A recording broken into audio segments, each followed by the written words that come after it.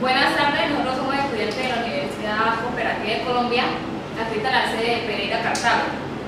Somos el grupo número 3 y nos correspondió todo lo relacionado con el filósofo Karl Marx. Al interior de esta pues, se va a desarrollar, por así decirlo, todo lo relacionado con los pensamientos de él, se va a hablar de la biografía, entre otras cosas. Los integrantes de este grupo son las estudiantes Sandra María Morano, Emilce Muñoz, Diana Paredes y Claudia Rabe, y la presente Angie Lorena Aragón. La estudiante Sandra María Morano va a hablar sobre el pensamiento.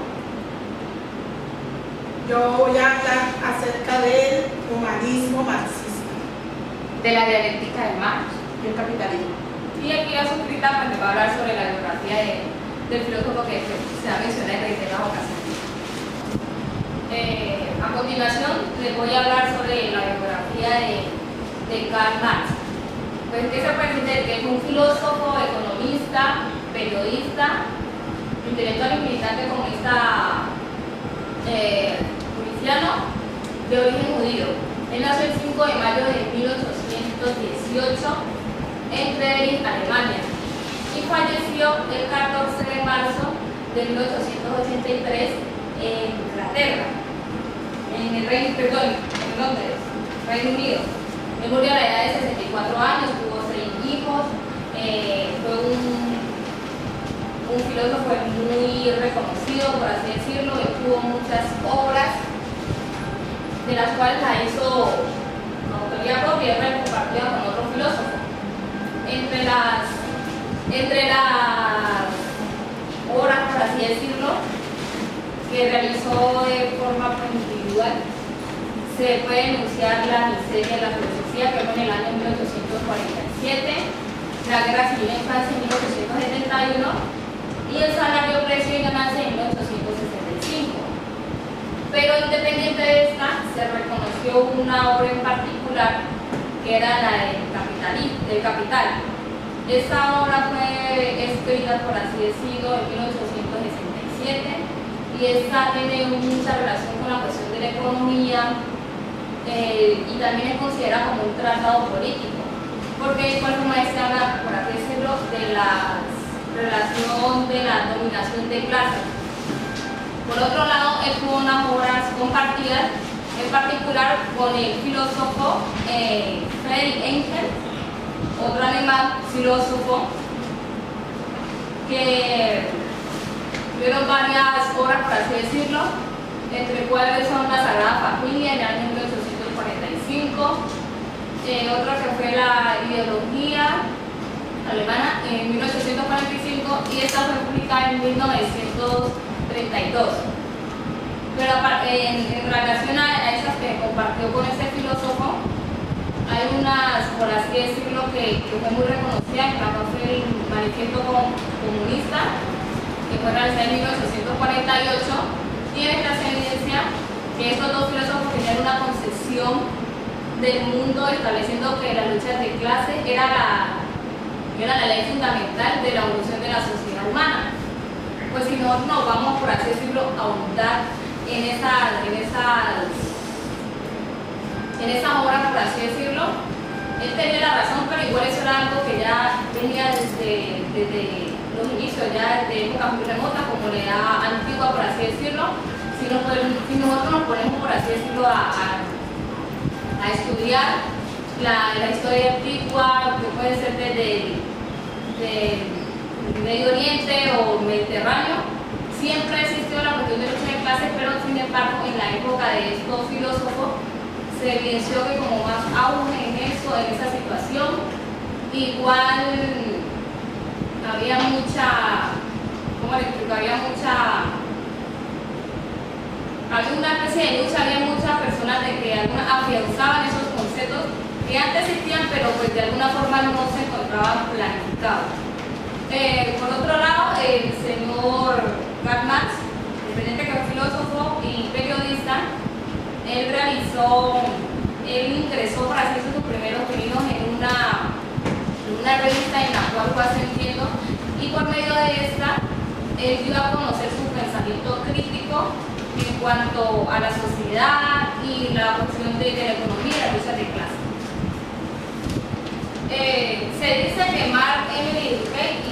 varios filósofos, que los cuales, por así decirlo, compartían un poco la misma convicción. Tenían diferentes ideas, pero iban a una misma convicción, que era hablar sobre la lucha de clase, y la cuestión de los estratos, por así decirlo, niveles económicos, de las clases altas, clases bajas, que decía anteriormente, ¿no? Y también se dice que este señor fue un mayor pensador en el milenio de 1929. Además, fue considerado un conspirador y una amenaza para los gobiernos y los países capitalistas. Él abogaba, como lo que los filósofos decían, llegaba a la conclusión de que los filósofos se dedicaban a interpretar el mundo, pero no a transformar lo que era lo que debían de hacer. No solamente interpretar el comportamiento de las personas, sino a ver cómo las personas día a día se arreglaban su situación, o sea, era más fácil su situación. Manifestaba que los seres humanos no andábamos por el mundo tomando lo que necesitábamos para poder vivir, que debíamos conseguir un trabajo y debíamos trabajar para poder cubrir nuestras necesidades básicas, que estas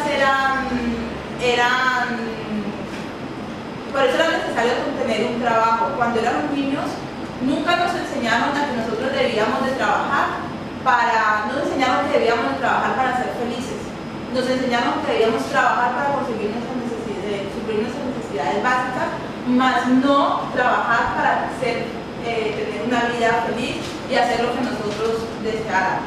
Siempre que le preguntamos a un niño o que preguntamos, siempre las personas dicen: yo quiero ser abogado, quiero ser policía, quiero ser actor, pero no dicen yo quiero ser feliz, yo quiero tener un hogar así y así.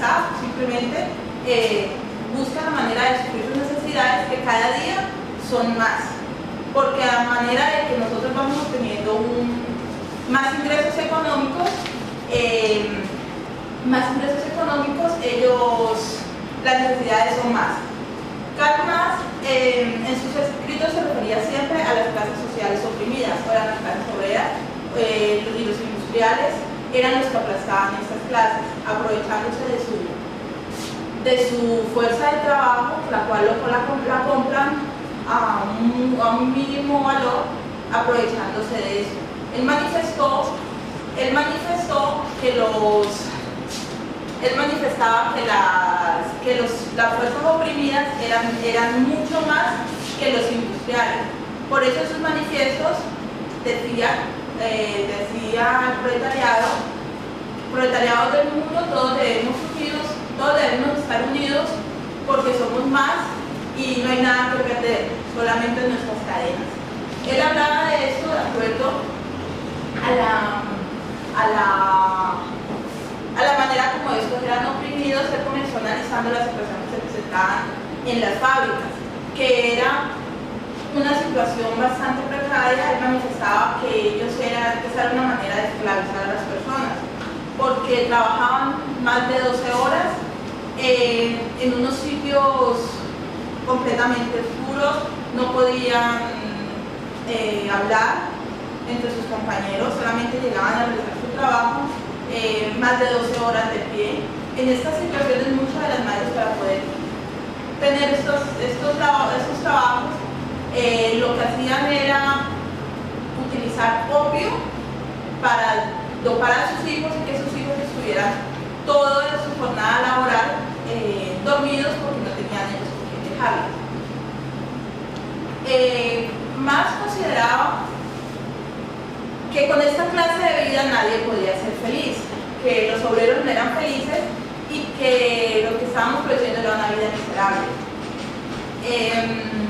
Él hablaba de que había una estructura económica que era la que aplastaba a la clase minoritaria, porque resulta que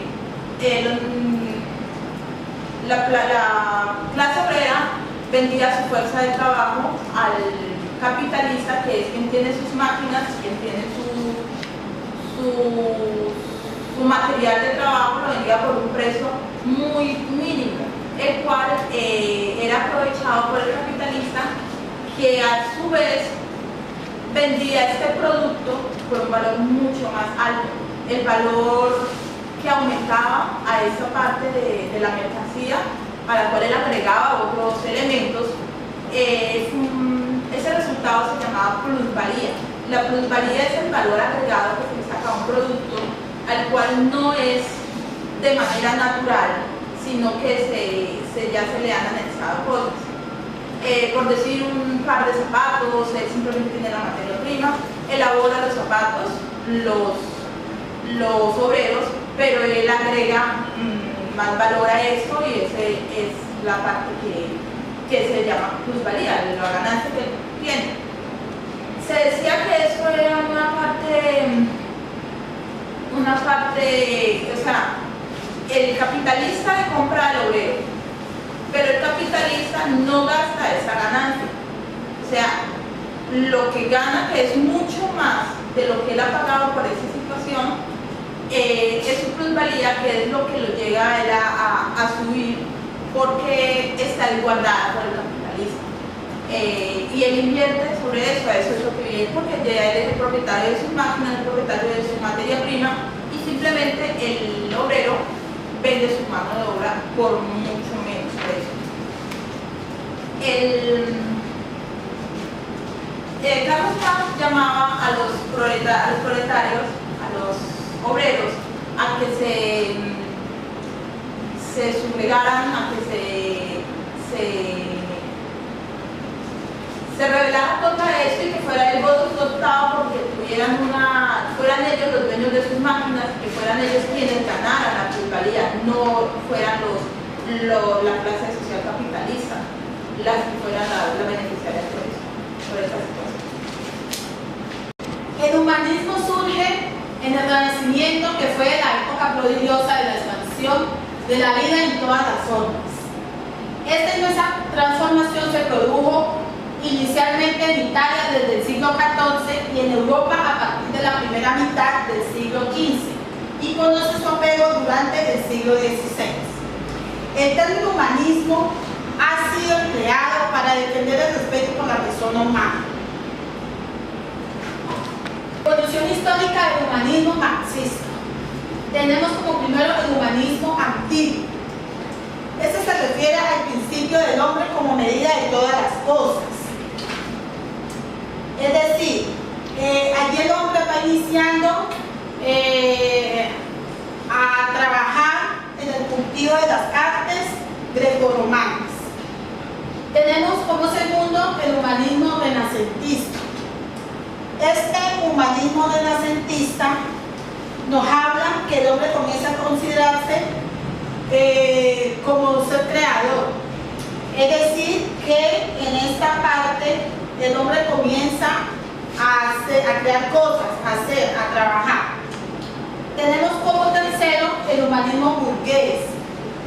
Este considera al hombre como un hombre abstracto, al individuo aislarse y ser independiente de las relaciones sociales.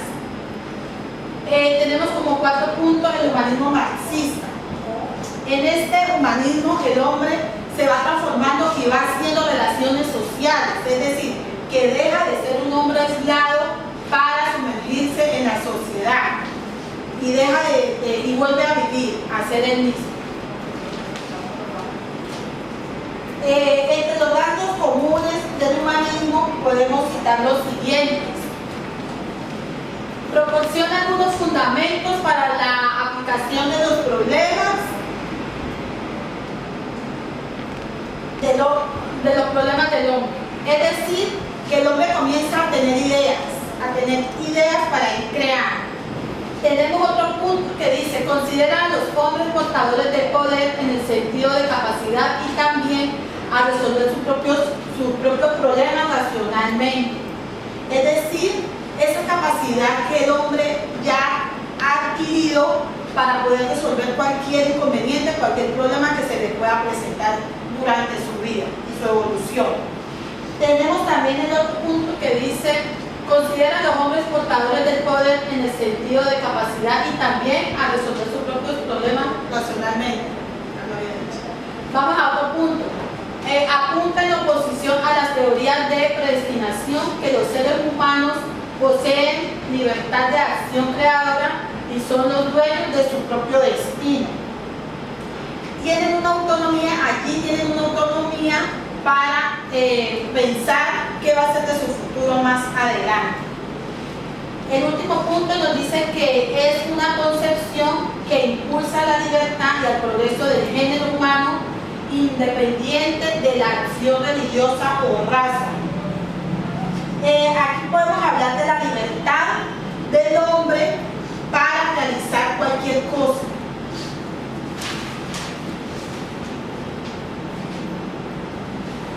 El humanismo, como decía el novelista español Azorín, el humanismo orienta al individuo hacia un especial apego al amor, a la vida, a los hombres, a las cosas.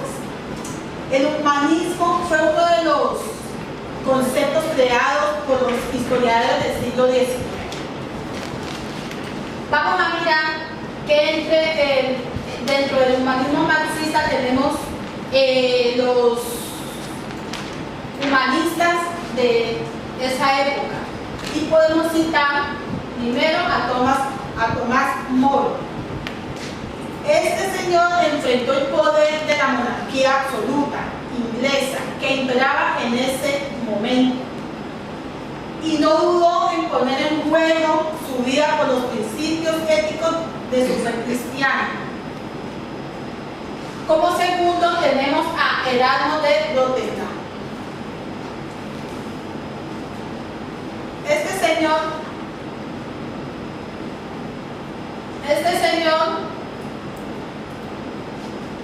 bueno, se define entre posiciones fundamentales del nuevo humanismo proletario. Tenemos la emancipación humana. Listo. Nos habla del desarrollo nuevo e ingrato del hombre y de su sociedad. Nos establece un camino para el análisis de los principios generales de la interpretación antropológica. Tenemos las tendencias liberadoras. Nos hablan que surgen no del análisis de la naturaleza humana, sino del análisis científico de las direcciones.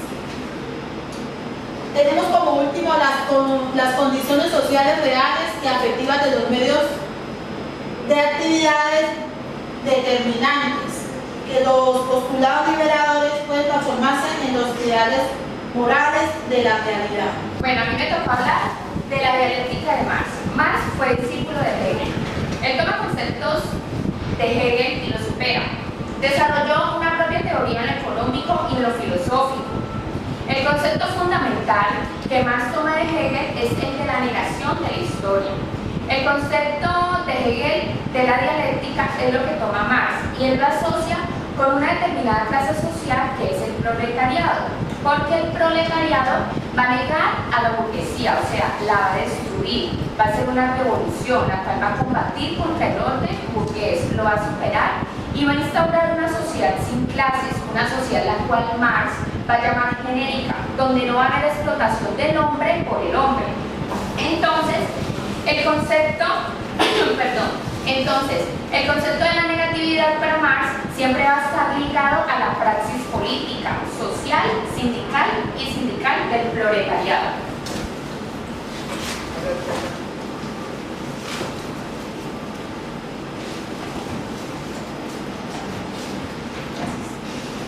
Bueno, hablando filosóficamente de la negación, hablando filosóficamente de la negación dialéctica en Marx, se encarna en el proletariado. Es el proletariado el que va a ejercer la negación sobre la burguesía y de esa negación se va a pasar a una nueva instancia que es el tercer momento de la dialéctica hegeliana, que es la conciliación.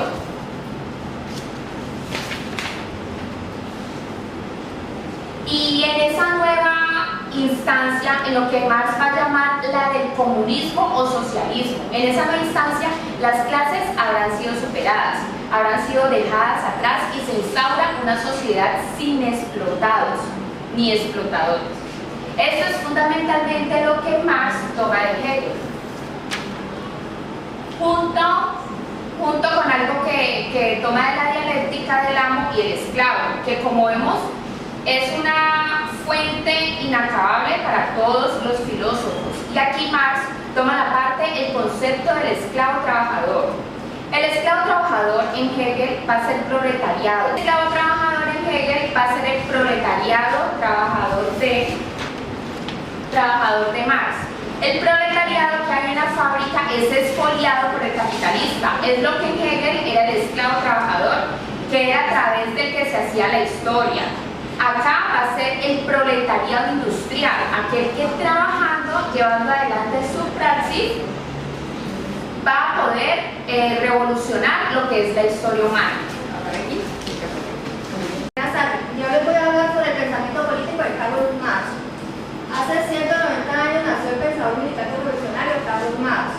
Actualmente en el mundo se recuerda y se define su legado teórico y práctico como elementos esenciales para comprender críticamente y transformar estructuralmente a la sociedad capitalista. Marx y Engels tuvieron dos grandes influencias filosóficas, la de Froudert, que le aportó y afirmó su visión materialista de la historia, y la de Hegel, que inspiró acerca de la aplicación de la dialéctica al materialismo. La política marxista. Los marxistas ven el mundo como una lucha entre la burguesía y el proletariado, con la economía como la base en la que el resto de la sociedad es construido. Materialismo histórico se plantea como una teoría científica sobre la formación y desarrollo de la sociedad, mediante una teoría económica, histórica y filosófica, intentando descubrir las leyes que rigen el cambio social y presenta un método para la interpretación de los conflictos sociales y de su transformación. La base de la dialéctica marxista es hegeliana. El método dialéctico de Hegel consiste en que cada manifestación del espíritu engendra su propia contradicción que implica cada una negación de lo afirmado. Marx criticó el sentido ideal de la dialéctica de Hegel en lo que dice que está totalmente desconectado de la realidad.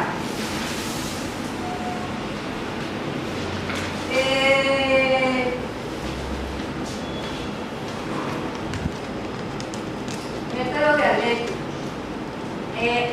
A diferencia de Hegel, Marx parte de una concepción materialista. Las relaciones de producción y de cambio, es decir, las relaciones económicas son las que determinan dialécticamente el curso de la historia.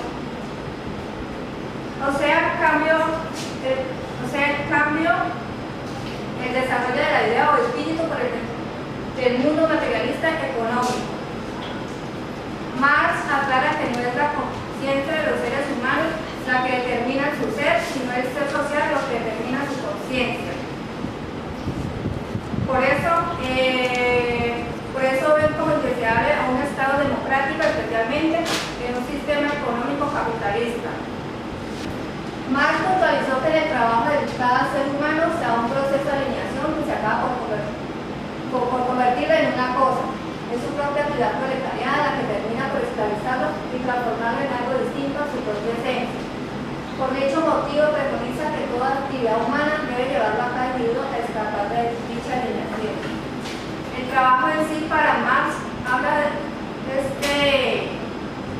trabajo en la sociedad burguesa de su tiempo, significa alienarse siempre porque la mayoría de los hombres responden a una minoría que es la verdadera propietaria del trabajo. Lo del empleador, quien es el que se lleva la parte del león. El empleador, dice Marx, la dueña de todo sin retribuir debidamente, haciéndose dueño hasta el tiempo que ocupa el trabajador. El empleado no tiene elección y es combinado a realizar lo que se le ordene sin que pueda agregar o que desarrolla su actividad y así debe renunciar al desarrollo con libertad su creatividad, a menos que se le convenga el dueño que es. En ese sentido, afirma que el único consuelo que le queda al hombre asalariado, proletariado,